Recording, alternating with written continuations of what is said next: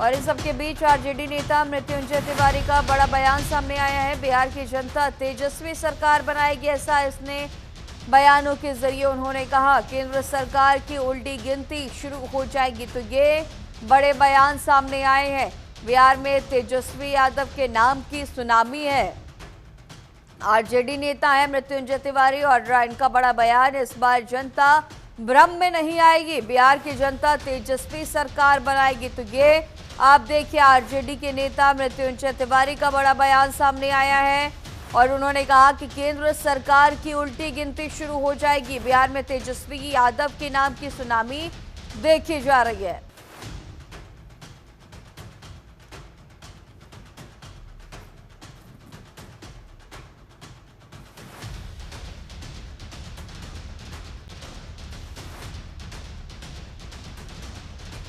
तो ये बड़ी खबर, आरजेडी नेता इधर उधर नहीं होने वाला है, कोई बिखराव नहीं होने वाला है। पूरे तौर पर बिहार की जनता इस बार है तैयार, बनाएगी तेजस्वी सरकार।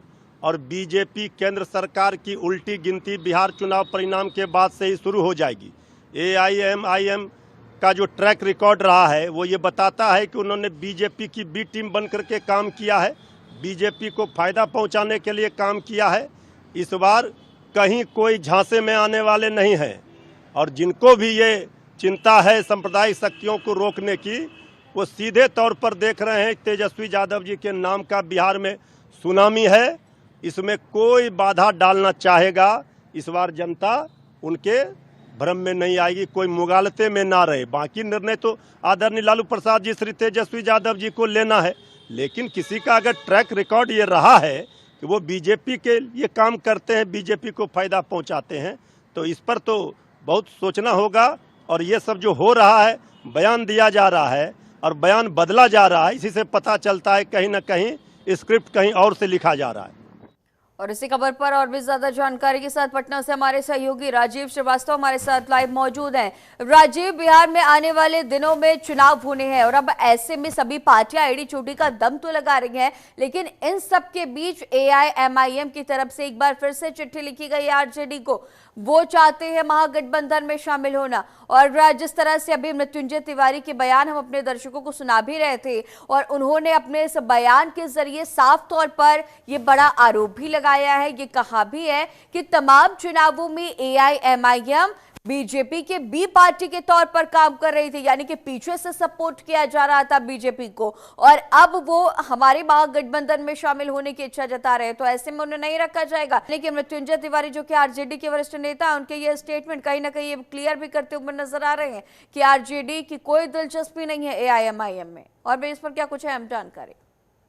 से अभी चुनावी वर्ष है बिहार में और जिस तरह से ओवैसी ने मतलब कि अपनी इच्छा जताई थी, और बता दें कि पिछले कई दिनों से उन्होंने मतलब कि महागठबंधन में मतलब कि शामिल होने को लेकर वो मतलब कि मीडिया के माध्यम से भी वो बता रहे हैं, लेकिन अभी मतलब कि इसको लेकर नेता प्रतिपक्ष तेजस्वी यादव ने अभी कोई मतलब सिग्नल मतलब नहीं दिया है।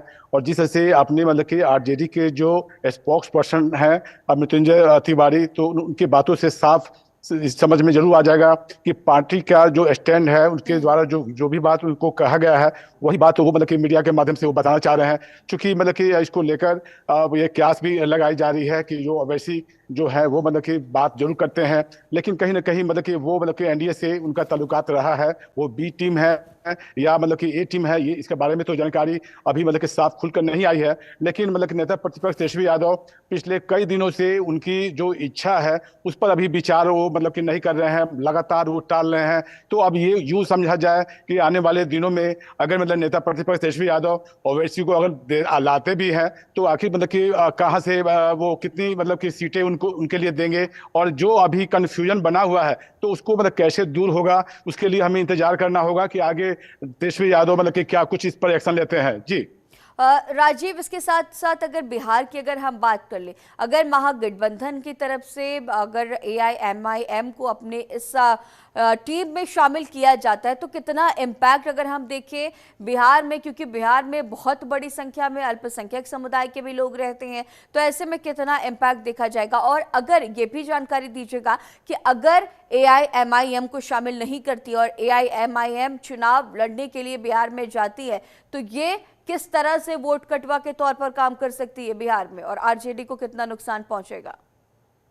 जी गरिमा, बता दें कि अभी जो मतलब कि सीमांचल की अगर हम क्षेत्र की बात करें तो वहाँ मतलब कि अल्पसंख्यक की जो समुदाय के जो लोग हैं उनकी संख्या मतलब कि काफ़ी मतलब कि ज़्यादा है। हालांकि अगर बिहार में अगर हम इस समुदाय की बात करें तो इनकी जो परसेंटेज जो मतलब कि है वो मतलब कि आपको 17-18% मतलब कि पूरे बिहार में है। और जिस तरह से वक्फ बिल को लेकर जिस तरह से तेजस्वी यादव ने जिस तरह से मतलब कि आपको मुख्यमंत्री नीतीश कुमार और केंद्र में मोदी सरकार पर जिस तरह से उन्होंने मतलब कि हमला किया था, तो कहीं ना कहीं मतलब कि उनकी अब बातों में अब दम दिखाई दे रहा है। और इसको लेकर सियासत तो बिहार से लेकर दिल्ली तक तेज है, लेकिन कहीं ना कहीं मतलब मुस्लिम समुदाय के जो लोग हैं वो अब मतलब कि आरजेडी को मतलब कि अब गोलबंद होंगे, इसमें कोई अतिशयोक्ति नहीं है। ओवैसी जरूर मतलब कि एक मुस्लिम समुदाय की प्रतिनिधित्व है, मतलब प्रतिनिधित्व करते हैं, लेकिन मतलब कि चुनाव जो लोग जो चुनाव में जो इन समुदाय के जो लोग हैं वो मतलब केवल बातों से नहीं, वो देखते हैं कि पिछले मतलब 17 महीने में जिस तरह से तेजस्वी यादव जब मतलब कि उनके साथ में जब नीतीश कुमार जब इस सरकार में थे तो उन्होंने मतलब कि 17 महीने में तकरीबन 5 लाख से ज्यादा लोगों को नौकरी दी थी। तो लोगों को अब ये जानकारी है कि नेता प्रतिपक्ष तेजस्वी यादव को अगर बिहार में मुख्यमंत्री बनते हैं तो कहीं ना कहीं वो मुस्लिम समुदाय के लिए मतलब कि विकास करेंगे, कार्य करेंगे, क्योंकि जो दिखता है वही बिकता है। और समुदाय के जो लोग हैं, बड़ी संख्या में लोग जो है तेजस्वी यादव को उनके जो व्यक्तित्व है, उनकी जो एक्टिविटी है और जिस तरह से वो लगातार जो मतलब कि केंद्र सरकार और बिहार सरकार पर हमलावर हैं, तो कहीं ना कहीं मतलब कि अब समुदाय के जो लोगों में कोई कंफ्यूजन नहीं है। और बड़ा जो वर्ग है मुस्लिम वर्ग का, वो मतलब कि आरजेडी में गोलबंद होने से कोई रोक नहीं सकता है। कार्यकारिणी की बड़ी बैठक भी होने वाली है आरजेडी की। गरिमा, बता दें कि राष्ट्रीय कार्यकारिणी की आज अहम मतलब कि बैठक मतलब कि होनी है, क्योंकि कल 5 जुलाई है और कल राज्य परिषद की भी बैठक है, जिसमें मतलब कि अभी राष्ट्रीय अध्यक्ष लालू प्रसाद यादव की कल मतलब कि राज्य परिषद की जो बैठक है उसमें मतलब कि उनकी ताजपोशी होगी। लेकिन उसके पहले मतलब कि कल राज्य परिषद में क्या कुछ होगा उसको लेकर राष्ट्रीय कार्यकारिणी की बैठक आज पटना के मोरिया होटल में 11:30 बजे हो रहा है।